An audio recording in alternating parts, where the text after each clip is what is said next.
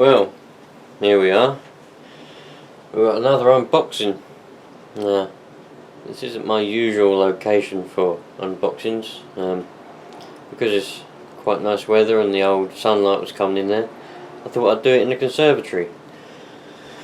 But yeah, this is very interesting. Some of you that I'm not going to put what it is in the title this time, and some of you that know ham radios will look on the box somewhere that is in view and you'll be able to see what it is and you'll know what it is. But for those of you that don't know, you're just going to have to wait and find out. I've got my trusty unboxing knife. It's a very good knife. Now this is supposed to be it was supposed to be in mint condition. It's supposed to be fully working mint condition. But from my experiences of buying on the internet, it might not always be the case. But if it ain't, it's just the way it goes. You know, you can't have everything. But what I had to do, I see this come up, and this don't come up that often. And I thought to myself, I'm having that. So I sold some of my other radios. I was pretty lucky. I stuck them all on eBay. All the ones I wanted to sell to raise enough money. And they all sold within a couple of minutes. Actually, most of them sold within about half an hour, and that's how I got all the money up quick enough to get this. But yes, there we go. Right, it's all in the original boxing, as you would have seen if you look on the outside of the box down there. It's all original boxing, as is this. And I'm going to turn it around that way so that you can see the old logo. Kenwood. We love a bit of Kenwood. Everyone loves a Kenwood. Be sure to use this carton box when unit is carried. Now let's have a look. How do we do this? Oh look. You can tell that this is from the 80s. I'm not entirely sure what year this is from, but it's definitely from 80 something. I think early 80s. I think 1980. It might even be before, but I think it is 1980 or 81. Something like that. But definitely. Yeah. Oh yeah, look. Well, the guy's written me some information there. I'll read it later on. It's not anything to do with sort of. It's not going to be important for the video. It's just some information for me that he's given me. Seemed like a nice guy. Not quite sure whether he smoked or not. There is an odour, but I don't know whether it's smoke. Right. Here's the old power cord. Looks like it might have been repaired at some point. Either that or he's just taped it together. I'm not entirely sure. He might have just taped it together because he didn't want it flapping about. I hope that's the case. I hope it's not been repaired. The old connectors there look in fairly good shape. The most important bit, it's a bit crinkled up, but yeah, so we've got the power cord. Now, let's have a look, see in here. The microphone. I'm going to get myself a nice desk mic for this at some point when I get enough money. But we've got a dynamic microphone, impedance 600 ohms. It should be the original one, I hope. As long as it works for now, that's all that matters. You can tell it's it's a nice grey colour. As long as it works for now, that's all that matters until I can get myself a nice desk mic for it. But let's see how we're going to get this out of here like that. Right, I'll put it on the floor a minute. We'll move this trusty box out of the way. I'll tell you what, the box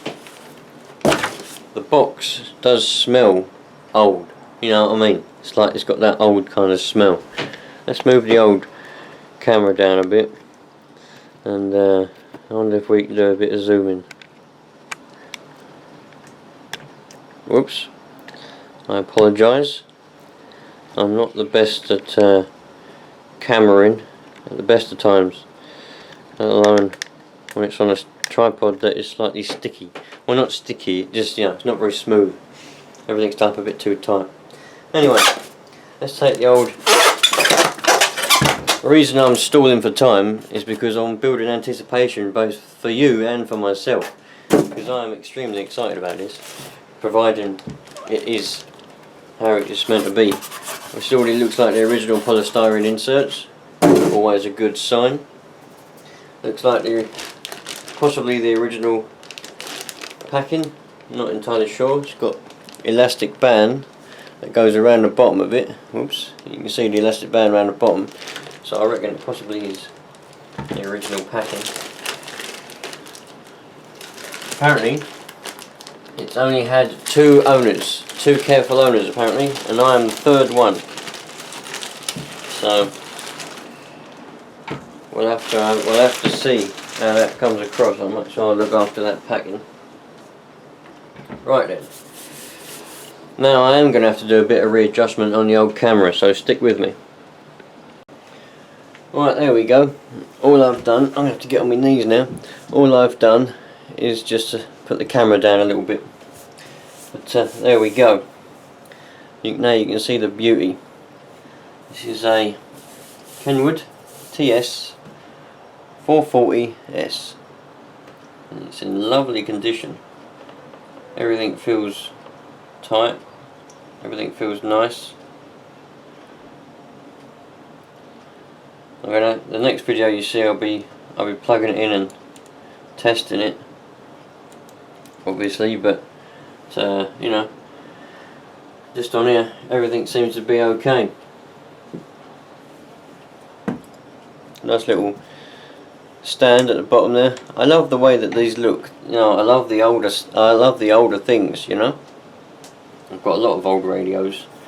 And I love this one. This is why I decided to sell a lot of my new radios in order to get money to buy this older one, because I much prefer having an older radio from the 80s, well before my time, than these newer ones. These newer ones don't really tickle me fancy too much, you know what I mean?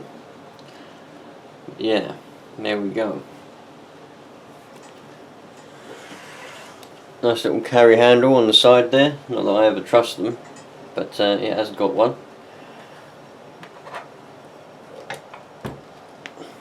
Got your ground. This has a built-in ATU, by the way, built-in antenna tuner.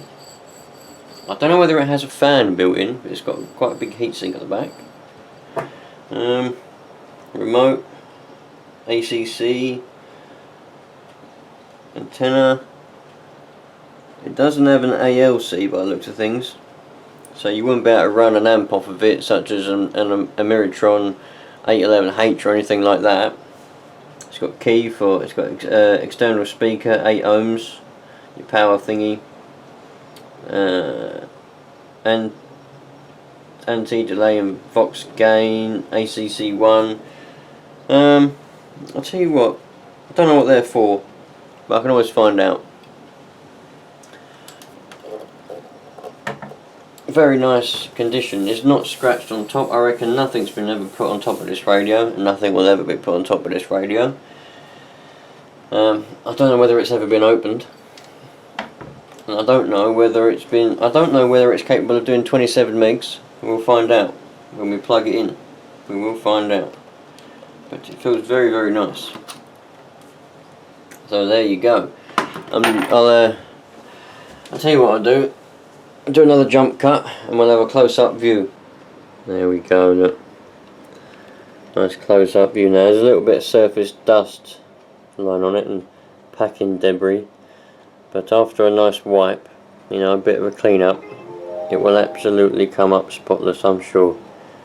I just hope it all works as it's supposed to, and I hope the old guy there was telling the truth when he says it's working perfectly.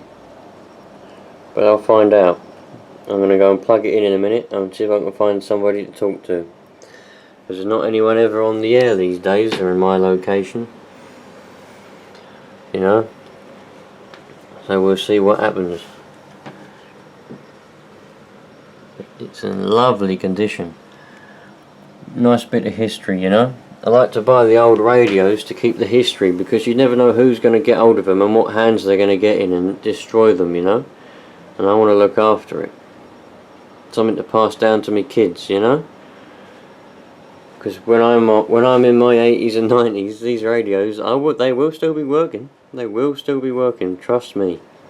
As long as nothing happens, and I'm going to be looking after these, and I'll pass them down to my kids. And these older ones that are already 30 or 40 years old, you know, they'll be well at like 100 odd years old by then, probably. I'm no good at maths. It's quite a nice microphone actually. Nice bit of weight to it. I don't know what it's going to sound like, you know. I don't know whether it'll have any bass to it or what, but there we go. Lovely. Right then, that's that for now. I'm going to go and make a bit of room in the old shack there, and we'll plug it in and we'll see what we can come across. Hopefully we'll be able to find someone nice to talk to. Right, lovely job. There you go, my friends.